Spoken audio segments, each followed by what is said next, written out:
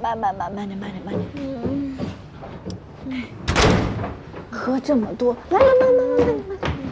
袁少卿，你帮我扶一下。好，我去拿鞋。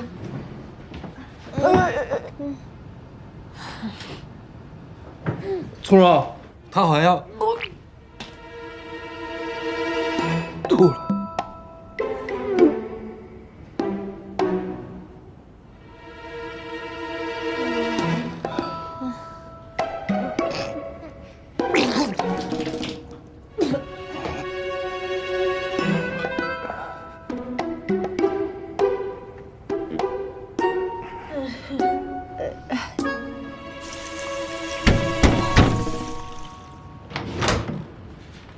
这个是我找到最大的浴袍了，你先换上，我让钟真送男装来。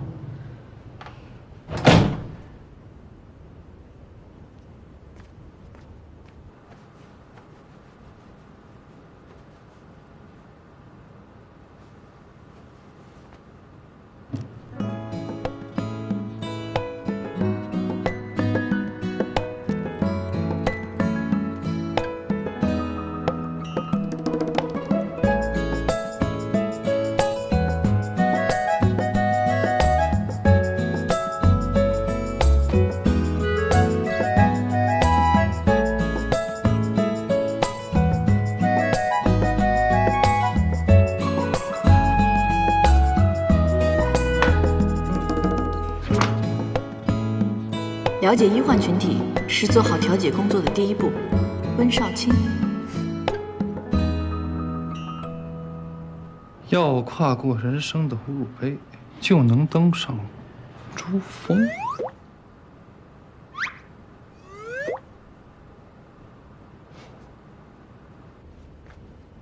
我就是个垃圾，大号的。胡说什么呢？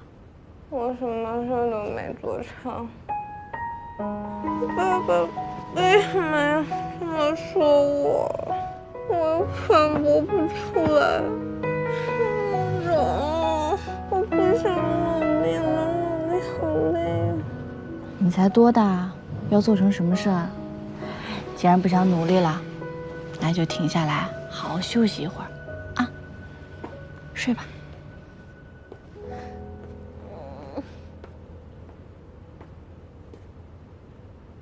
我只是单纯让你跟着我体验医生的日常而已，你还挺会自由发挥的呢。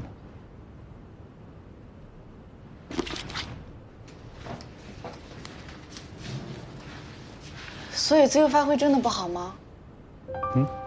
我不是科班的法学生，所以得到这个实习的机会特别来之不易，我只能自由发挥。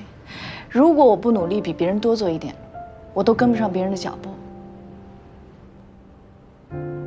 但是我自己写的小节，你改了全红，工作没做好，还传了绯闻。因为我的这些自由发挥，还耽误你的时间。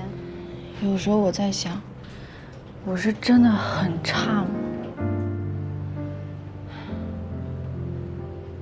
你想听实话吗？你说吧，我已经做好了心理建设。其实没有几个实习生可以适应医院这种环境，你做的已经很好了。你是一个特别的存在。这一刻的我，像是终于寻到了风的水滴，在空中自由飘落成雨。这是一句期待已久的赞扬，它让我觉得这20多年的坚持，预谋4年的背叛，12小时的跨越，都应该被刻上2个字：值得。